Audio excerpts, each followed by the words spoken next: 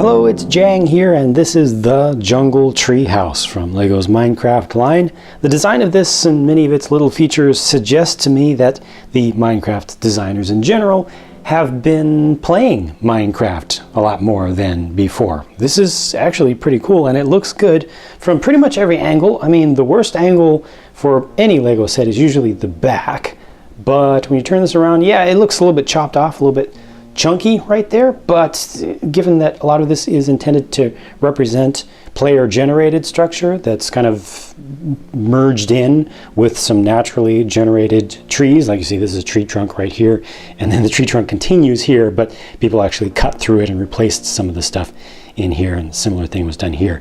It kind of makes sense. Like this is just an empty area, and then they just built in between. And the trees do have foliage on all of the sides.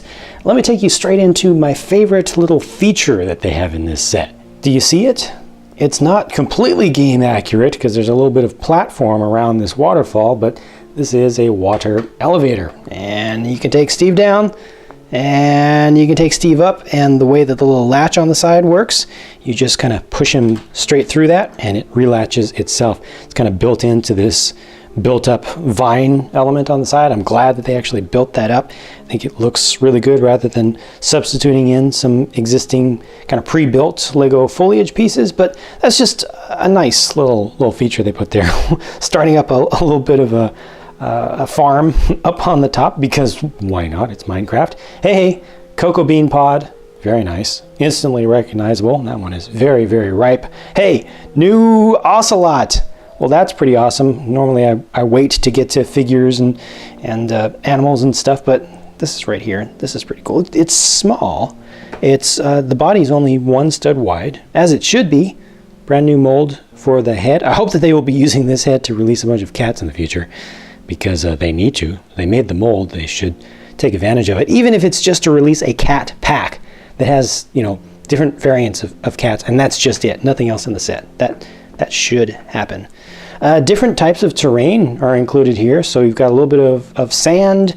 You can see there's a pool of lava back there, and properly there are a couple blocks of obsidian at the interface between the lava and the water here.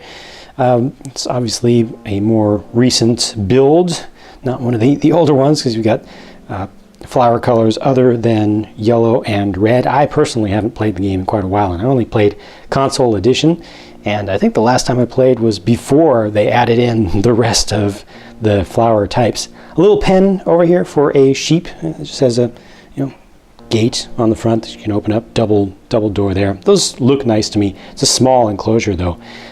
More vines on the trees, and you see even detail underneath there. That's surprising to me, because I mean, you can get your hands in there, you can put figures in there, but typically LEGO usually doesn't go that far with getting detail into areas that can't be completely opened up. You can't remove all of the canopy above here, and they did add in just more foliage in general. So far, so good. Returning to the top here, this kind of is the Jungle Tree House itself. You can see that the player built up a platform, slightly multi-level platform, but that's really the house, and there's really not much to it. A little bit of a remnant of a tree trunk over here, possibly, unless they just built that back in. But with this one, you actually can remove the top to get access in there, and there's just a bed and some potted flowers around the side. So not a whole lot going on here. I kind of wish that the bed had been made with tiles, and then just a 2x2 or a 1x2 area of studs, just to let you lay a figure down a little bit better. But it's really no big deal. A little platform up on the top, got some stairs. This is all supposed to represent jungle wood, and some stairs were used just for a little texture, a little something different. Notice the skeleton is standing on something that looks conspicuously like a trap door. Well, it is a trap door, and in fact, there's a little mechanism here.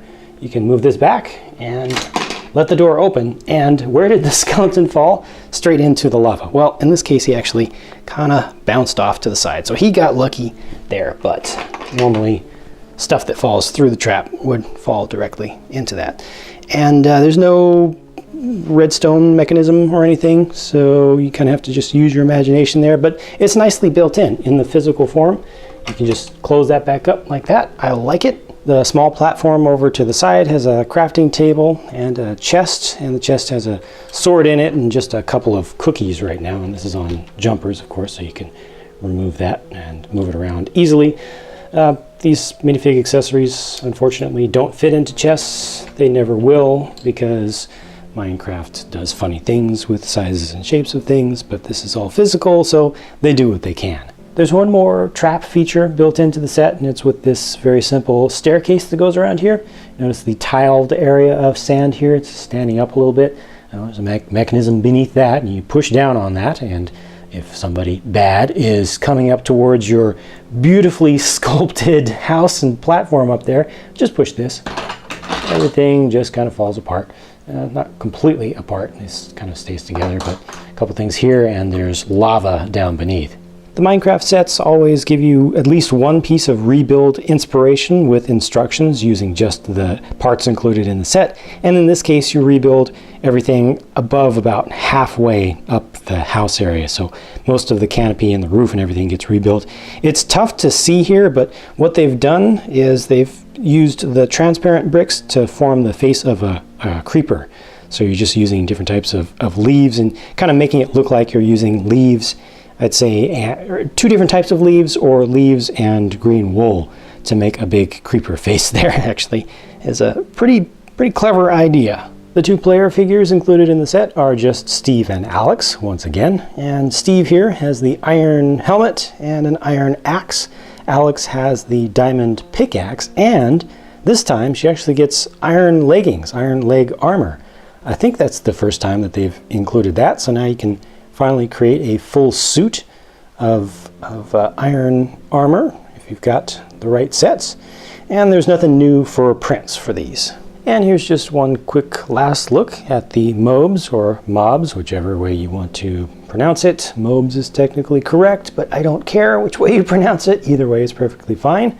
And there's nothing new with the three on the right. It's just all about that ocelot.